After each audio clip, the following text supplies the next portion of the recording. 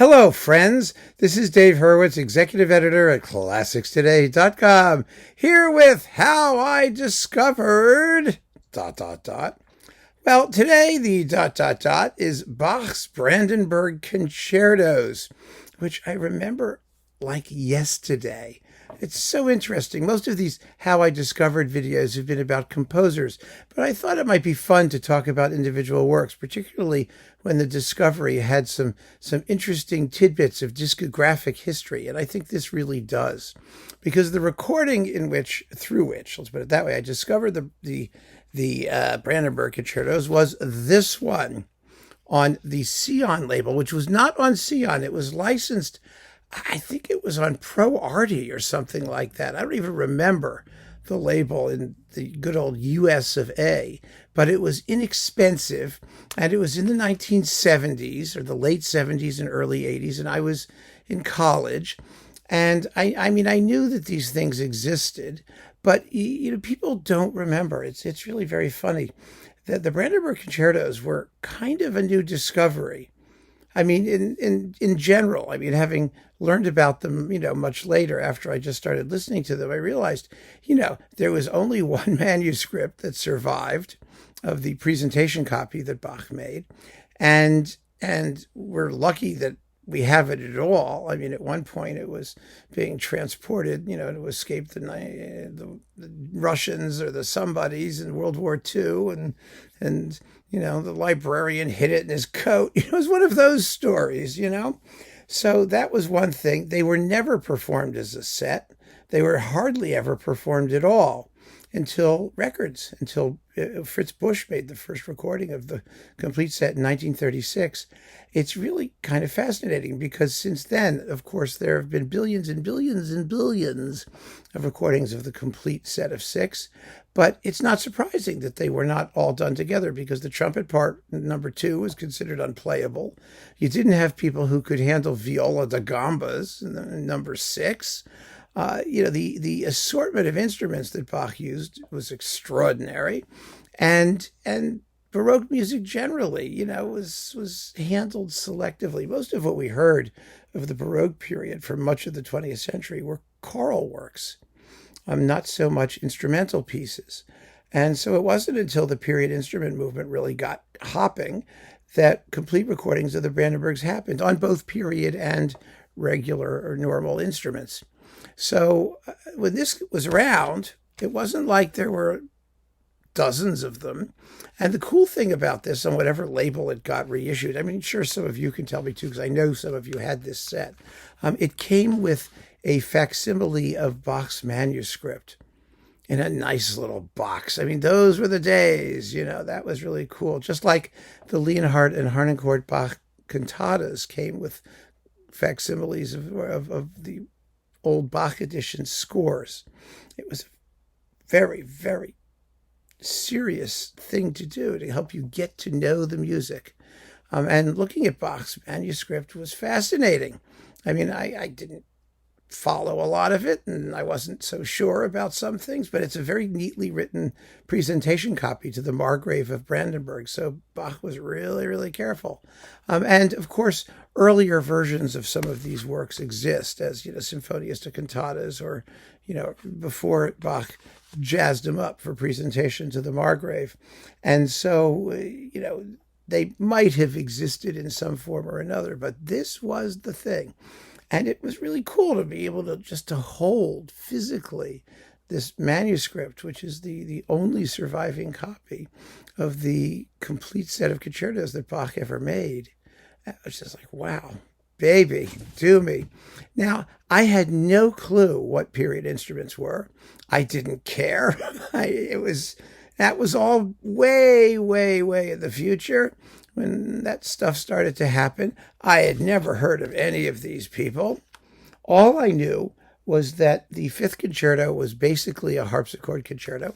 And, people run around saying, I hate the harpsichord. I don't hate the harpsichord at all.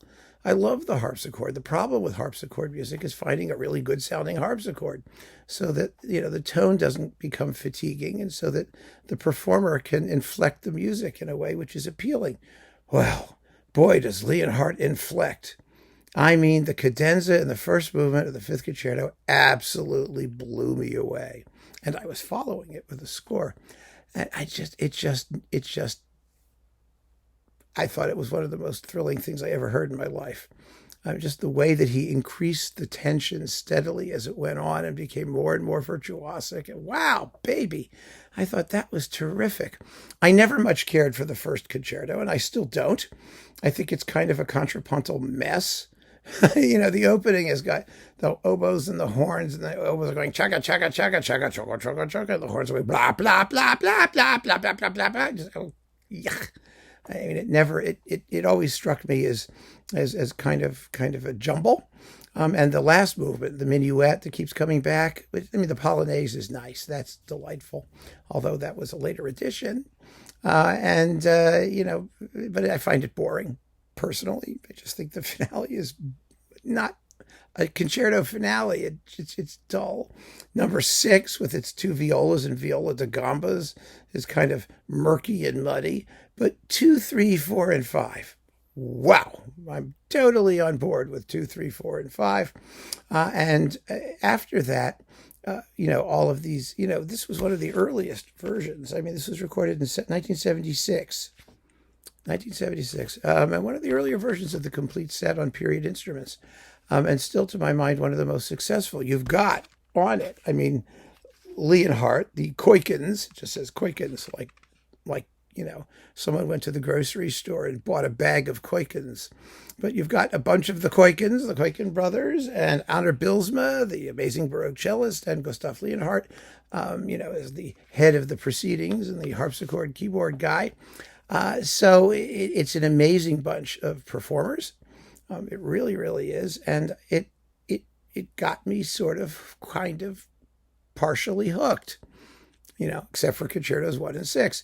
And since then, there have been so many recordings on period instruments. And I remember, the period instrument people, they started playing this music faster and faster and faster. And everybody was sort of aghast. I mean, it was like, wow, the virtuosity. Oh, it's so fast. I never liked it faster. I want to hear the polyphony. And especially in the first concerto, they just blast through that first movement and you don't hear anything. Just it's like a pudding where blobs of raisins or something come popping to the surface only to sink back down into the contrapuntal murk. Doing it faster doesn't help. You need to be able to actually listen to it and enjoy the polyphony and hear how Bach is stratifying the layers of instrumental timbre. I mean, so if you're going to do it at all, this always struck me as kind of a good way to do it. The other thing that I have to point out about this is that it was produced by Wolf Erichson. There he is on the back.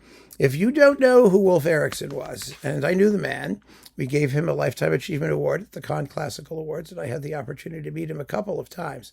A remarkable, remarkable guy. He is just about single-handedly responsible for much of the period instrument movement.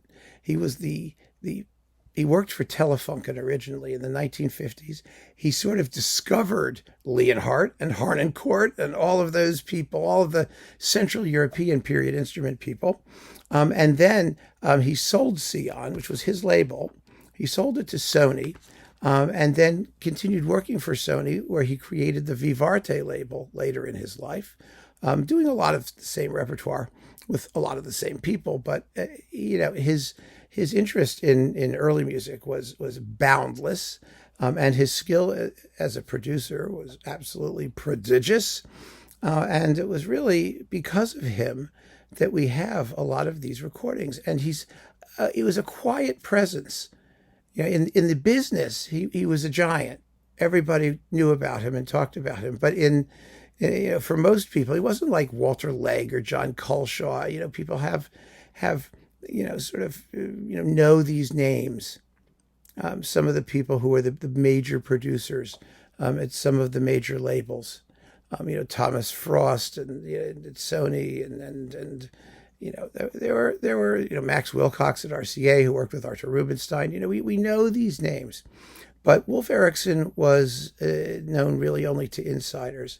But in some respects, he was more important than anybody in the entire 20th century in terms of the volume and significance of his output, the artists he discovered, the work that he did. I only realized that this was a Wolf Erichson production much, much later because I never knew it was originally on the Seon label, you see. So, wow, and the more that you look into this stuff, the more his name pops up. So I have to give a shout out to the man as well, because he really deserves as much gratitude as we could possibly have to offer. He passed away in 2019. By the way, he was 91. So, yeah, this is how I discovered the Brandenburgs. And I returned to this set very, very frequently. I love it. I also loved later the digital era, the Lindy Consort on EMI, which I thought was beautifully recorded. It's another set that seems to have disappeared. I don't know where it is now or what's doing with it.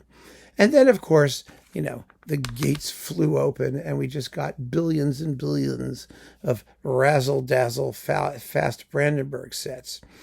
Of course, E. Musici's set I've talked about before here, which is just fantastic with like all the great instrumental soloists in Europe, not on period instruments. But the modern instrument versions, actually, a lot of them came later. The period instruments were really on board with these pieces well before they were as popular as they later became. And they learned how to play them because they are extraordinarily difficult works to perform well. I was lucky. I think I was very, very lucky in my choice. And I found this, some bargain bin somewhere. Kind of amazing. That's how the classical music business worked. Things got licensed. They got issued at cheapy prices. You could find them at Kmart or at, budget stores sitting amidst the, tons of pop music, or at supermarkets. And every so often you'd get a performance that was just extraordinary. And this was one of those times. It really was. I was very, very lucky. So let me know. Tell me how you discovered the Brandenburg Concertos. I'm quite curious to find out because they are not as ubiquitous, or they weren't as ubiquitous as they later became. And it's a very recent phenomenon. We like to think that the classics are classics. They were known forever since the dawn of time and revered and worshipped and salivated and drooled over. Not these, not a bit. It's a late 20th century phenomenon, totally. So keep on listening, friends. Thanks for joining me. Take care.